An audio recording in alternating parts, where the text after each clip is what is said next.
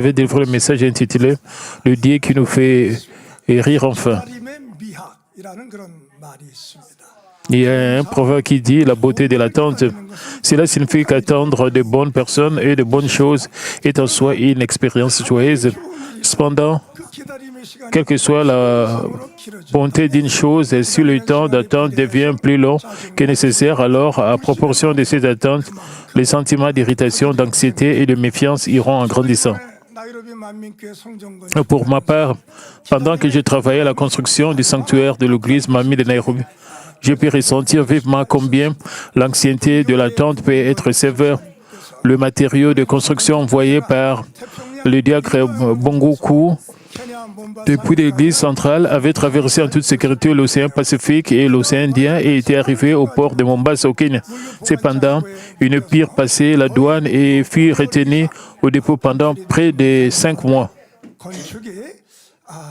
En conséquence, la construction fut interrompue. Je suis désolé de dire cela.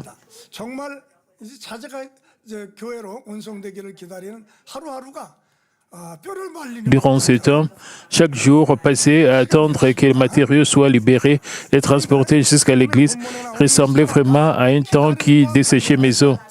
Dans le passage d'aujourd'hui, Sarah éprouve ce genre de difficultés liées à l'attente. Lorsque Dieu appela Abraham pour la première fois, il lui promit de lui donner un fils et Abraham était alors âgé de 75 ans. Ce passage se déroule dans la 24e année depuis que Dieu a fait cette promesse. Même après avoir reçu la promesse, il n'y avait eu aucune réponse pendant 24 ans. Et cela ne suffirait-il pas à rendre quelqu'un là et frustré?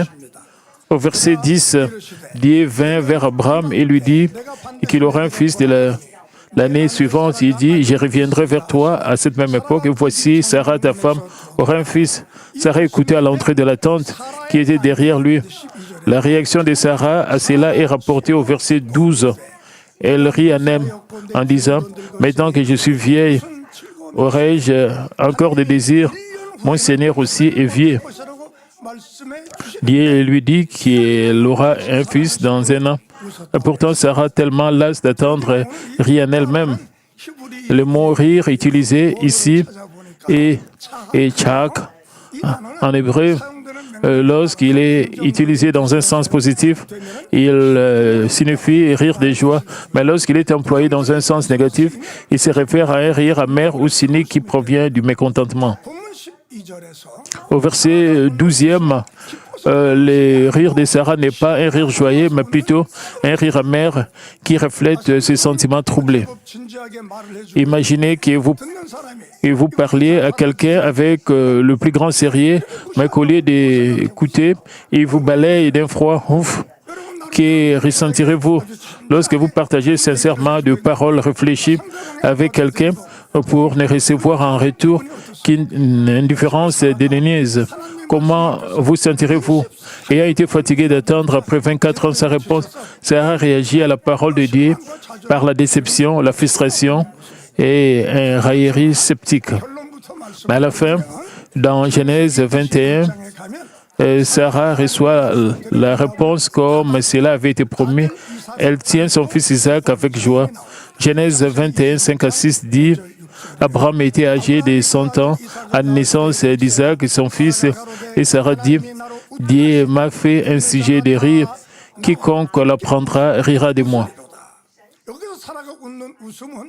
Et ce rire ici n'est pas un raillerie amère, mais un sourire éclatant et sincère, né d'une joie débordante. Soyez assurés que notre Dieu n'est pas un Dieu qui nous laisse avec le rire amer de la défaite, mais celui qui nous conduit finalement au rire triomphant de la joie.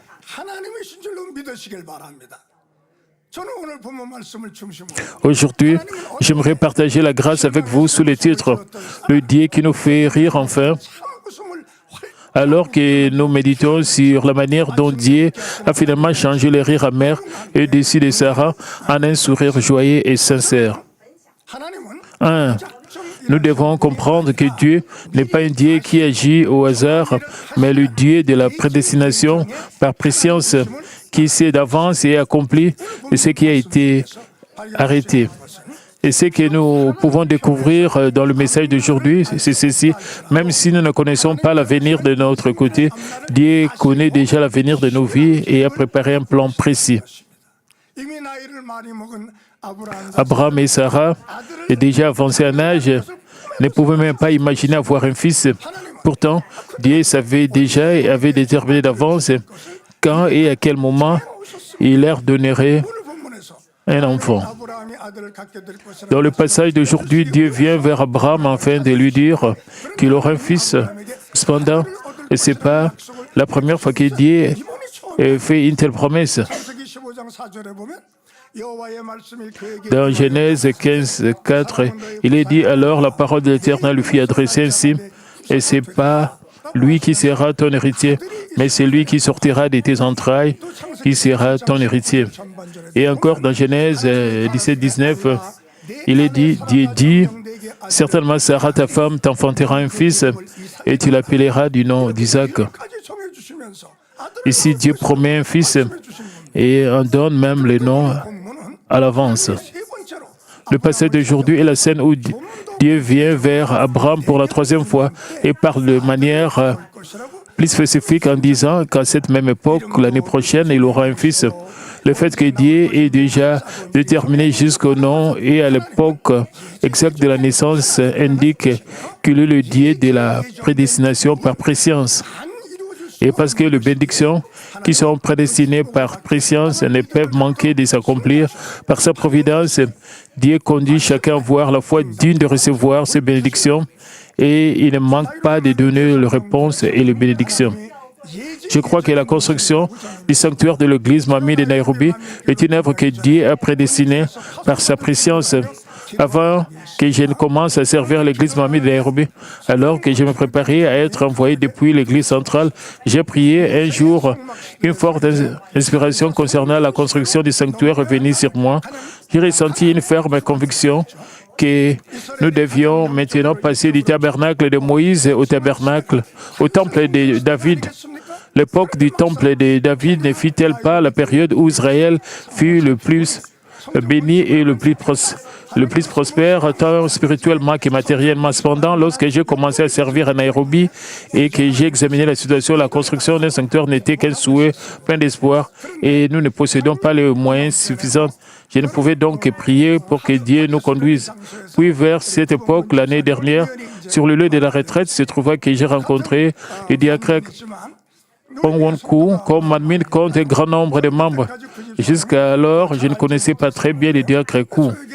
Mais il s'est approché de moi et m'a interrogé sur la construction de l'église Manmin de Nairobi. Je lui ai donc dit, nous prévoyons de la construire avec des charpentes en acier en I. Il fut alors avait dit, je suis justement engagé dans une entreprise liée aux structures en acier en I. Et je vous aiderai activement. J'avais l'impression d'avoir désormais une puissante armée à mes côtés. Dans 1 Roi 18, lorsque le prophète Élie mit son visage entre ses genoux et pria cette fois, et qu'il vit un nuage aussi petit que la main d'un homme s'élever de la mer, il dit, cela se fait maintenant, une grande pluie va venir. Pour ma part, j'avais l'impression que le nuage n'était pas aussi petit qu'une main, mais qu'il s'agissait d'un nuage massif et floconneux. Comment cela pourrait-il ne pas être l'œuvre de Dieu? C'est pourquoi je crois que la construction du sanctuaire de l'église Mamie de Nairobi est une œuvre sainte et spirituelle que le Dieu de la prédestination par préscience avait déjà terminée d'avance. Certaines personnes pourraient se demander, c'est une bonne chose de construire un sanctuaire, mais pourquoi se donner tant de peine à faire venir de matériaux de construire depuis la Corée à travers l'océan Pacifique et l'océan Indien? Pourquoi construire d'une telle manière si difficile? Cependant, en lisant la Bible, j'ai découvert que même lorsque Salomon bâtit le temple, il importa par mer des matériaux de construction de qualité depuis le pays voisin. Dans 1 Roi 5, 8 à 9, il est dit Et Hiram fit répondre à Salomon, j'ai entendu ce que tu m'as envoyé dire, je ferai tout ce que tu te plaira au sujet des bois de cèdre et des bois de cypre. Mes serviteurs les descendront du Liban à la mer et je les expédierai par mer en radeau jusqu'au lieu que tu indiqueras. Et là, je les ferai délier et tu le prendras. Non seulement cela, mais lorsque Zorobabel, le gouverneur, revint de la captivité de Babylone et bâtit le temple avec les Israélites, ils importèrent aussi des beaux bois. Dans Esdras 3:7, il est dit qu'ils firent venir du bois des cèdres du Liban par mer jusqu'à Jopé, d'après l'autorisation qu'ils avaient eue de Cyrus, roi de Perse. À cette époque, le meilleur bois était le cèdre du Liban. Et de même, nous, à l'église Mamie de Nairobi, nous nous efforçons de construire un sanctuaire plus beau avec des meilleurs matériaux et de l'offrir à Dieu. Je demande donc vos prières afin que nous puissions bien l'achever, de sorte que nous ayons un rire choyé, non un sourire amer. Je demande vos prières. Je vais vous montrer le rendu 3D. Vous pouvez regarder sur l'écran pour voir.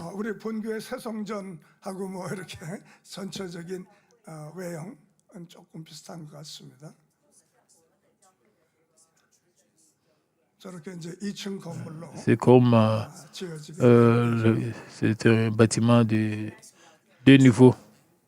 Deux niveaux, deux étages. Je demande vos prières.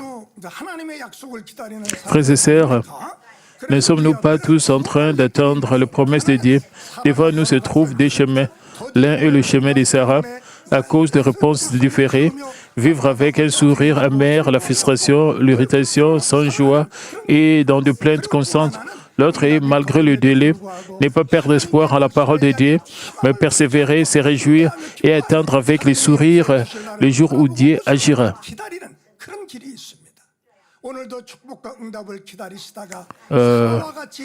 Vous tous qui êtes devenus là, fatigués comme Sarah, en attendant de bénédictions et de réponses, vous qui sentez découragés, souriez amèrement parce que vous vous sentez petit, insignifiant, vous ne devez pas vous laisser dans cet état. Je prie que vous recevez la parole de Dieu avec un brillant sourire et un amen, et que vous expérimentez cette parole bouleversant vos cœurs fatigués et vos vies stagnantes et faisant descendre des réponses et des bénédictions. Deuxièmement, le Dieu qui nous fait rire, enfin, nous dit de ne pas être liés par les circonstances charnelles, mais de nous concentrer sur son être et sa présence et d'avancer dans la foi.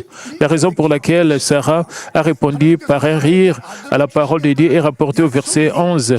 Au verset 10, Dieu promet de donner un fils à Sarah. Et au verset 12, Sarah rit amèrement. Entre ces deux-là, les paroles du verset 11 conduisent Sarah à cette réponse. Que dit le verset 11e? Abraham et Sarah étaient vieux, avancés en âge. Sarah ne pouvait plus espérer avoir des enfants. Il y est rapporté la condition et la situation réalistique de Sarah.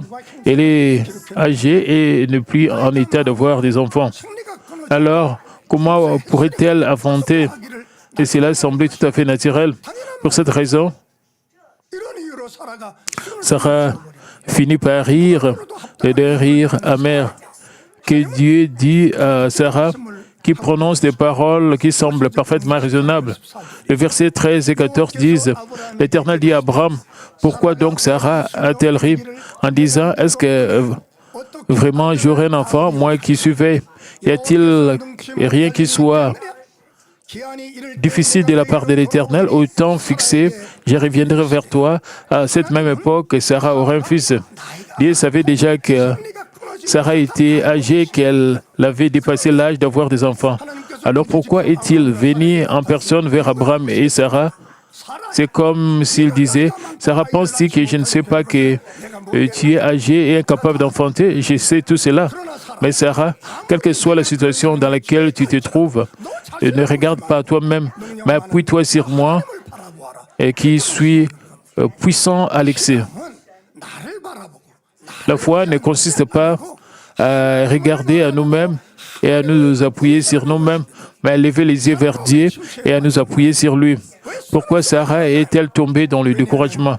Pourquoi a-t-elle ri d'un rire amer?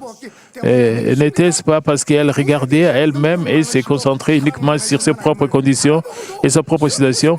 Si elle avait levé les yeux vers le Dieu qui abonde en puissance et en amour, aurait-elle ri d'un rire aussi amer? J'ai découvert un jour un article intéressant ici du domaine des neurosciences. Son thème était « Quand les plafonds sont plus hauts, la créativité augmente ». Il suggérait même pour stimuler la créativité des enfants, les maisons devaient avoir des plafonds plus hauts. Les experts disent que la forme d'un espace influence grandement la façon dont les gens pensent et agissent. Dans les pièces au plafond bas, les gens ont tendance à penser de manière plus étroite, tandis que les plafonds aussi plus hauts mènent à une interprétation plus large de l'espace et à une pensée élargie. Un chercheur médical américain, Jonas Salk, a étudié la relation entre la hauteur du plafond et la créativité.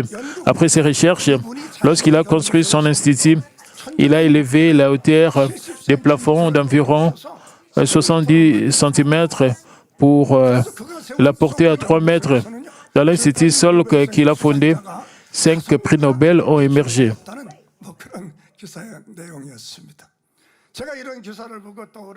Quand j'ai lu cela m'a rappelé la parole dans Colossiens 3, 1-D. Si donc vous êtes ressuscité avec Christ, cherchez les choses d'en haut, où Christ est assis à la droite de Dieu. Affectionnez-vous aux choses d'en haut et non à celles qui sont sur la terre. Qu'est-ce que cela signifie de croire en Dieu? Même si nos corps doivent vivre dans une maison étroite au plafond bas, nos cœurs devaient s'élever comme un aigle qui prend son vol bien au-dessus en levant les yeux vers les trônes de Dieu. À de telles personnes, la promesse de Genèse 18, 14 s'applique tout autant. Laissez-moi la lire à nouveau. Y a-t-il rien qui soit difficile de la part de l'Éternel? Au temps fixé, je reviendrai vers toi, et à cette même époque, Sarah aura un fils.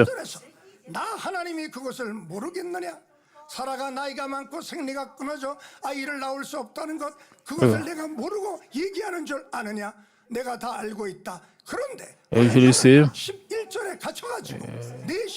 Pourquoi vous êtes incapable de bouger dans votre foi? Est-ce qu'il y a quelque chose qui soit difficile à dire? Je vous encourage d'aller au-delà du verset 11, verset 12. Allez dans le verset 14 pour que votre foi puisse aller de l'avant, que votre foi puisse avancer.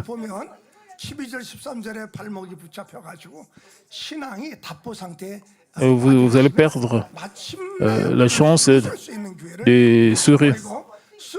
Vous aurez qu'un rire amer. Au mois de février, je suis allé en voyage au Rwanda. Je ne connaissais pas CP. 40 jours avant, j'ai souffert de bronchite. J'étais en train de tousser. La nuit, je ne pouvais pas dormir. Je continuais pendant longtemps. Et je devais seulement dormir. D'habitude, même si le membre de l'Église attrape le rhume, même sans médicaments, cela disparaissait après quelques jours. Mais la toux ne s'est pas arrêtée. 10 jours, 20 jours, 30 jours, même 40 jours, la toux était toujours là. Parce que le climat était sec et tout était très sec, même au niveau de ma bouche. Même en utilisant la nuit l'humidificateur, parfois je mettais le mouchoir dans l'eau et je couvrais mon visage avec ce mouchoir rempli de... C'était à quelques jours de mon voyage au Rwanda. Je devais prêcher là. Avec cette voix, je ne pouvais pas bien prêcher. Et comme orateur, si je continuais à tousser, parce que j'avais beaucoup de crachats, donc ça allait être très compliqué pour moi de prêcher. Et le pasteur Victor était très inquiet. Il m'a dit, Bishop, pourquoi ne pas aller à l'hôpital pour voir les diagnostics? J'ai dit, donc je n'ai pas besoin d'aller à l'hôpital. Si la tourne sort, je vais appeler le pasteur principal à Séoul et je vais recevoir la prière. Je n'ai pas besoin d'aller à l'hôpital. Alors je serai guéri. Et ne vous inquiétez pas, pasteur Victor. Alors, j'ai réalisé que cette situation était urgente, alors j'ai prié sincèrement. Père, et quand, pour le membre de ma mine, là, tout, quand vous souffrez de tout, ça prend seulement 3 à 4 jours. Je dois aller en voyage missionnaire au Rwanda après-demain, le lendemain. Alors, quand je suis arrivé à Nairobi, je me souviens de ce que je disais et souvent aux membres de... J'ai parlé et quand j'étais jeune, j'avais des complications au niveau de mes poumons et j'ai été guéri par des jets. Mais j'avais toujours des problèmes au niveau de mes bronches. Quel genre de thé vous demandez? Je disais toujours que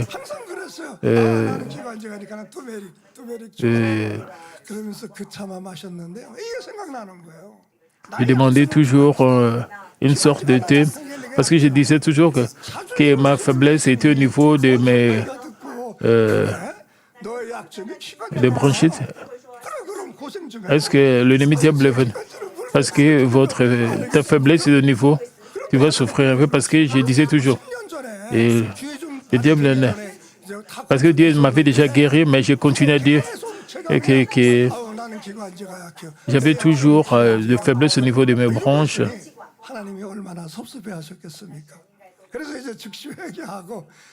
Et alors, je me suis repenti. J'ai dit que maintenant mes bronches sont en bon état. Dieu m'a déjà guéri. Les jours suivants, quand je me suis réveillé, la toux s'était arrêtée. Et même, je n'avais plus beaucoup de crachats au point que je pouvais aller pour mon voyage retour. À partir de là, je ne disais plus des choses, ceci est ma faiblesse. Et cette partie de mon corps est faible. Je ne prononçais plus de telles paroles à cause de cela. J'ai confessé. Parce que Dieu me protège. Tous mes organes, tissus, cellules sont forts et puissants. Et quand je suis allé au Rwanda, pas seulement l'église, et même 64 églises étaient dans la même organisation. Et plus de 62 membres sont reçus la grâce de devenir membres de ma mine. Quand je suis arrivé à l'église Mamine de Nairobi, il y avait des églises branches restées dans 5 pays. Des églises branches le Bishop Myongocho avait beaucoup accompli.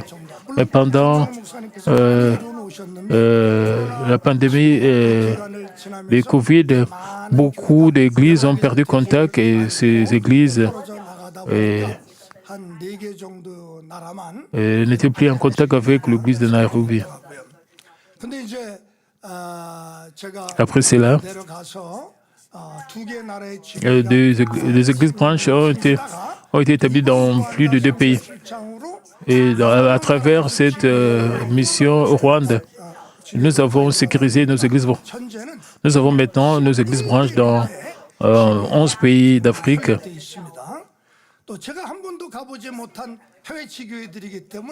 Puisque je n'ai pas encore visité ces églises branches à l'étranger, même, même si je vais dans des missions pour après 3 mois, 4 mois, cela va prendre au moins 4 ans. Dieu avait déjà planifié tous ces voyages missionnaires. Je n'ai rien fait. Je n'ai rien fait. Dieu a tout accompli. Dieu a préparé toutes ces choses. J'ai seulement besoin d'aller à l'étranger avec l'évangile de la sanctification et le mouchoir de la puissance de Dieu. Et même cette chose-là est une grande... Juste avant de venir, l'Église m'a mis de venir ici pour la retraite d'été. Il y avait une autre bénédiction.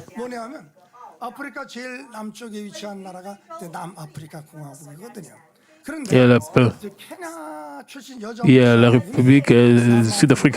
Un pasteur du Kenya est allé en Afrique du Sud. Il a ouvert une église. Et pendant 19 ans, il a exercé son ministère. Bientôt, parce qu'il y avait l'accès. Les Sud-Africains ont commencé à attaquer les étrangers et les renvoyer de leur pays. C'était l'accès. Et ce pasteur kenyan en Afrique du Sud avait le risque d'être aussi refoulé. Cependant, selon lui, les Coréens et les Chinois ne sont pas chassés là-bas. Pour garder son église en Afrique du Sud, il veut devenir membre église branche de l'église branche d'une église l'église Manmin qui est une église coréenne.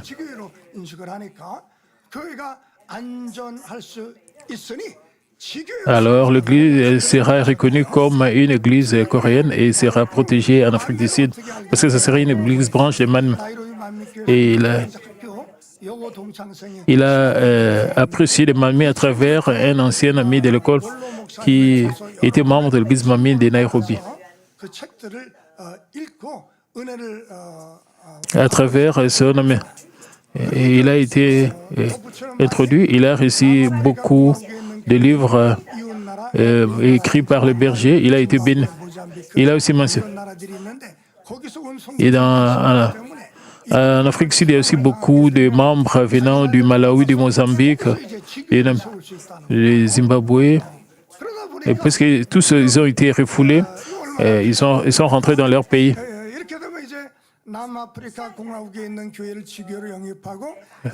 Alors, à travers eux, les églises branches seront établies. Alors, à travers cela, cette église est devenue notre église branche et nous pouvons établir nos églises branches dans d'autres pays où les membres de cette église sont partis, comme au Malawi, au Zimbabwe et puis même en Namibie. Cela signifie cette année prochaine, pour le plan de notre mission, nos missions à l'étranger, il y aura beaucoup de bonnes choses.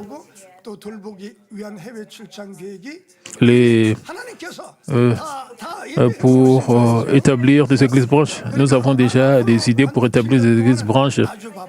Je serai très occupé pendant tout ce temps. Et Dieu va nous connecter avec plusieurs pays d'Afrique.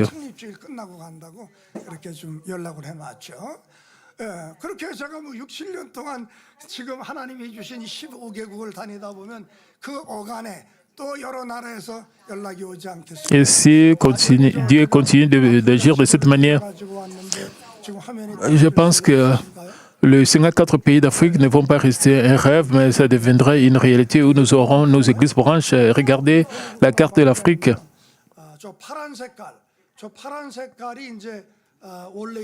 Où vous voyez la couleur en bleu. Et ce sont des régions là où se trouvent nos églises branches.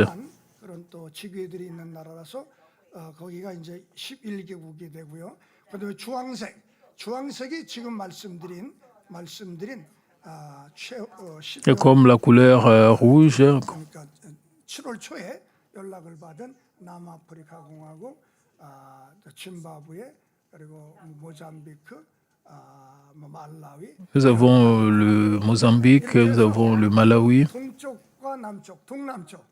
en orange. 아래에 있는 남단에 있는 나라니까요. 동남쪽은 이미 하나님께서 전부 우리가 지교회를 세워놓으신 거나 마찬가지고요. 지금 이제 서북쪽 쪽에 남아 있는데 거기는 뭐 무슬림들이 아주 많은 나라이고요. 또 영어를 사용하지 아니하고 Il y a plusieurs pays musulmans qui parlent aussi. Ils parlent aussi l'anglais, le français ou bien 선기계획을 세워서 le portugais. 어떻게 할 것인가. 거기 무슬림들이 많아서 기독교인들을 습격하고 죽이기도 하거든요. 그래서 그런 거 어떻게 할 것인가 이제 먼저 Nous avons beaucoup de pays musulmans où les chrétiens sont tués aussi 심어놔야 돼. en Afrique. 그러면 그쪽의 길도 아버지가 열어주실 줄로 지금 믿고 있어서 하나님이 역사해 주신다면 아프리카 54개국 선교가 Quand Dieu agit, 아니라 현실로 다가오게 될 줄로 저는 믿고 있습니다. 여러분도 nous aurons plusieurs églises en Afrique et cela deviendrait une réalité. Vous croyez cela, n'est-ce pas? 저 처음에 가서 케냐 교회 Et c'est pas moi qui fais le travail, mais c'est Dieu qui accomplit toutes choses. 아버지께서 다 해놓으신 거예요, 이것이요.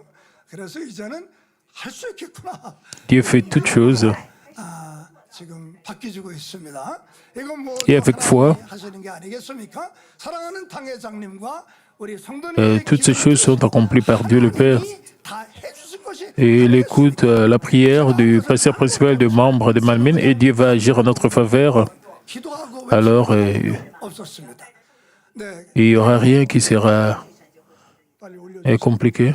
제가 그동안 하나님께 기도하기를 두 가지만 준비되면 J'ai prié Dieu. 54개국 Si deux choses sont préparées, je vais me consacrer pour atteindre les 54 pays de l'Afrique. 하나는 이제 성전, Ces deux choses, premièrement, c'est la construction du sanctuaire. Le deuxièmement, 돈 집회를 능숙하게 인도할 만큼 영의 실력을 향상시키는 것이었습니다.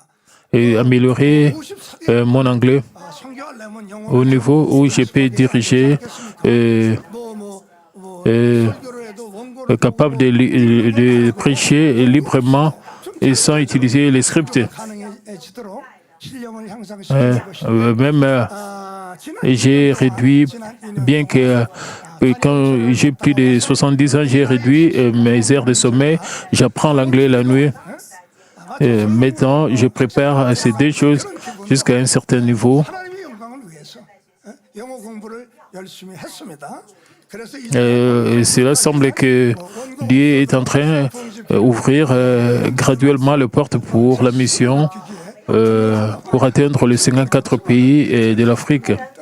이제는 어느 정도 가능해졌다.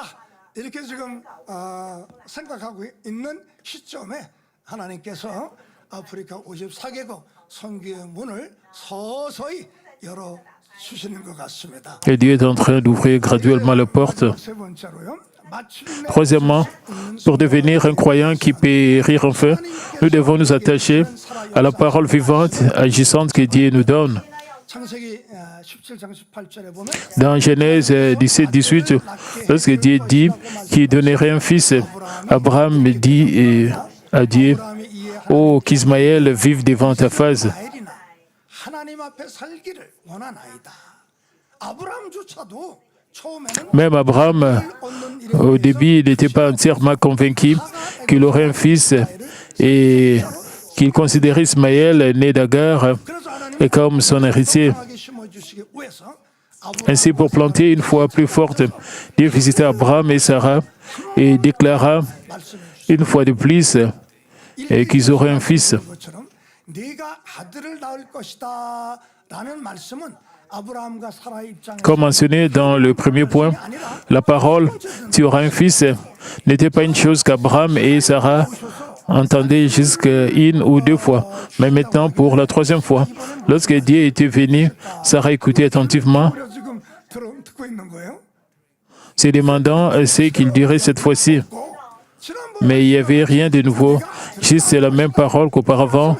Tu auras un fils. 그러니 사라가 지금까지 20 Après 24 ans sans réponse, 똑같은 entendre à nouveau le même message la laissa dessus et abasourdi. 근데 여기서 우리가 수정해야 될 중요한 De sorte qu'elle rit en elle-même d'un sourire amer. Au fait, voici un malentendu que nous devons corriger. 우리는 그냥 하나님의 말씀 Nous devons comprendre qu'il y a des sortes de paroles que Dieu nous donne. 원어에는 Et nous y pensons généralement simplement comme la parole de Dieu. Mais en grec, est divisé en logos et rima. 모든 사람에게 주시는 일반적인 하나님의 말씀이라고 Tandis que le logos se réfère à la parole générale de Dieu donnée à tous. 하는 수 중에서 특별히 나에게 주시는 내가 가진 문제를 해결해 Et 주는 rima est la parole donnée spécifiquement à moi, la parole vivante qui agit en moi et peut résoudre mes problèmes. 듣고 하는데 이 말씀은 로고스이고요.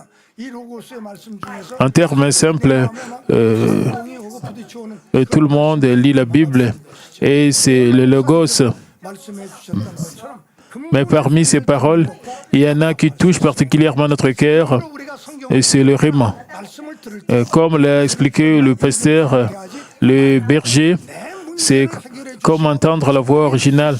Par conséquent, lorsque nous lisons la Bible ou écoutons la parole, nous ne devons pas la traiter comme une simple information, mais chercher l'aide du Saint-Esprit afin de pouvoir l'entendre comme la parole qui nous est donnée ou la voix originale qui peut résoudre nos problèmes et apporter de bénédictions. 배 안에 그냥 남아 있어야만 했습니다.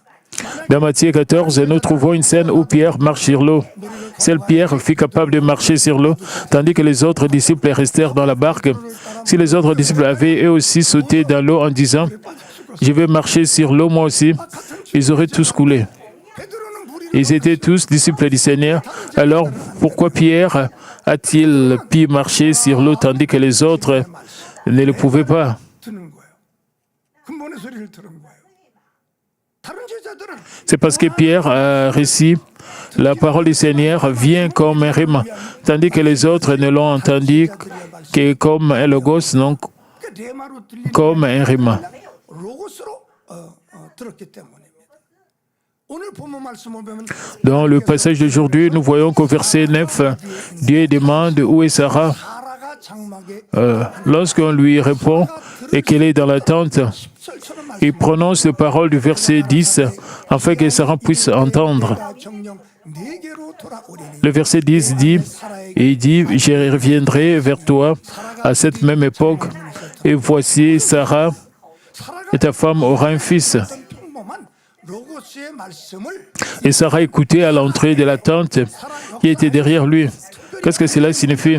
Cela signifie que le logos ordinaire que Sarah avait entendu et lui était maintenant parlé comme un rhéma. 말씀 읽고 La parole vivante qui agissait personnellement dans sa vie et pouvait résoudre son problème, c'est-à-dire la voix originale. 말씀을 주시는 레마의 말씀이 되게 근본의 소리를 듣는 여러분이 되시기를 바랍니다. 저도 이번에 나이로비 만민교회 성전 Récemment, en construction, pendant la construction du sanctuaire de 점심을 먹고 l'église Mami de Nairobi, et j'ai moi aussi expérimenté la réception de Rime. Alors que j'ai déjeuné avec le pasteur Victor qui sert avec moi, nous avons regardé une histoire biblique sur YouTube. Il y avait une scène où Jésus accomplissait le miracle des 5 pains et des 2 poissons. Et j'en ai reçu une grande grâce. Ce qui m'a touché, c'est ceci. Après avoir pris les 5 pains et les 2 poissons portés par un jeune garçon et rendu grâce, Jésus les a distribués aux disciples, 오라고 하셨는데 donnant à chacun d'eux un panier. 그 떡과 물고기를 가져오지 않습니까? 그런데 여기서 퍼뜩 이런 생각이 들었습니다. 그 장면을 보면서 처음에 Puis, après que la foule y mangeait et fut rassasiée, il leur a dit de ramasser les morceaux qui restaient et ils les ont remplis. Ils ont rempli 12 paniers. En ce moment-là, une pensée m'est soudainement venue à l'esprit. Lorsque les jeunes garçons apportaient les 5 pains et les 2 poissons pour la première fois. Il les a dit porter enveloppés dans du papier.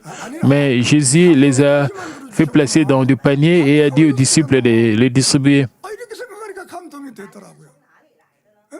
여러분 그렇지 않습니까? 바구니가 분명히 성경에 12 바구니에 Et lorsqu'ils ont ramassé ce qui restait, ils ont rempli 12 paniers et les ont apportés à Jésus. Alors cela m'a frappé. Jésus n'a pas seulement accompli un miracle sur le pain et le poisson pour que la foule puisse manger, être rassasiée, mais il a aussi fourni le panier. N'est-ce pas vrai? La Bible dit clairement qu'ils ont été recueillis dans 12 paniers, 나이로비 성전군 d'où venaient soudainement ces paniers. 축복해 주실 거라고 그렇게 En regardant cette scène, j'en suis venu à croire que le même Seigneur qui a accompli le miracle, non seulement avec les 5 pains et les 2 poissons, mais en fournissant même les 12 paniers, en nourrissant 5000 personnes et en ayant encore de reste, pourvoirait aussi abondamment aux finances nécessaires pour la construction du sanctuaire de Nairobi. J'ai donc regardé en arrière combien j'ai offert jusqu'à présent pour la construction de l'église Mamie de Nairobi, et cela s'élevait à environ 뭐 무슨 돈이 있겠습니까? 150 millions de won. 1억 5천만 원 건축공업을 할 수 있게 Je 됐어요. ne partage pas cela pour me vanter. Ce n'est pas non plus un montant dont on se vante. J'ai dit cela par profonde gratitude pour l'amour du Père. Comment un pasteur pourrait-il avoir une telle somme à donner? 하니까 막 신이 나더라고요. 돈만 있으면 막 더 하고 싶어요. 그런데 이 중에 3천만 원은 Et pourtant, donner n'est pas du tout un gâchis. Offrir au Père me donne de la joie et du bonheur. Quand je pense au trésor amassé dans le Seigneur, je deviens encore plus enthousiasmé. Si j'avais plus, je donnerais volontiers encore plus. Dans ce montant, je crois que 30 millions de won ont été donnés par Dieu comme la bénédiction du panier pour contenir le pain et le poisson. Que vais-je dire par là? Tout en servant à l'église centrale, après avoir reçu mon salaire, j'ai vécu frégalement et j'utilisais ce qui restait pour acheter quelques actions.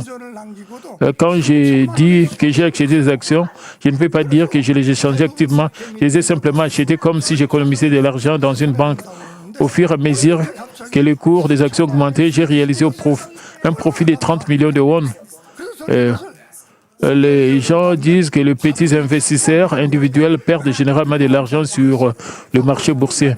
Alors combien je suis reconnaissant d'avoir tiré un tel profit? N'est-ce pas là la bénédiction même du panier qui contient le pain et le poisson? J'ai donc offert la totalité du profit comme offrande de construction. Je n'ai même pas dépensé pour une tasse de café. J'ai tout donné pour l'offrande de construction et cela m'a rendu encore plus joyeux et heureux. Si j'avais acheté du café au goût amer, cela n'aurait peut-être apporté qu'un sourire amer. Mais quand je donne tout à Dieu, un vrai sourire de joie coule naturellement de l'intérieur de moi. Laissez-moi conclure le message. Dieu a transformé Sarah qui était devenue fatiguée d'attendre, découragée, incapable de croire à sa parole et qui riait d'un sourire amer en quelqu'un qui pouvait enfin rire avec joie et gratitude. Genèse 21:6 est écrit « Abraham avait 100 ans lorsque son fils Isaac lui naquit et Sarah dit « Dieu m'a fait un sujet de rire, quiconque l'apprendrait rira de moi. » Ce n'était pas un sourire amer, mais un rire joyeux rempli de gratitude, de frissons, de bonheur, jaillissant d'un cœur ému par la réponse et la bénédiction de Dieu. Lorsque les Israélites sortirent d'Égypte et cheminèrent vers le pays des Canaan, une pire y entrait qu'après avoir enduré beaucoup de preuves et de difficultés dans le désert. La Bible explique cette situation ainsi dans Deutéronome 8:16 qui dit « Qui t'a fait manger dans le désert la manne inconnue à tes pères, afin de t'humilier et de t'éprouver pour te faire ensuite du bien. » Bien-aimés membres, notre Dieu de Manmin, qui est rempli d'amour et tout-puissant, nous bénira finalement. À la fin, il ne nous laissera pas avec un sourire amer, mais il nous fera tous sourire, non pas avec de l'amertume, mais avec des sourires de gratitude, de joie, de bonheur et de victoire.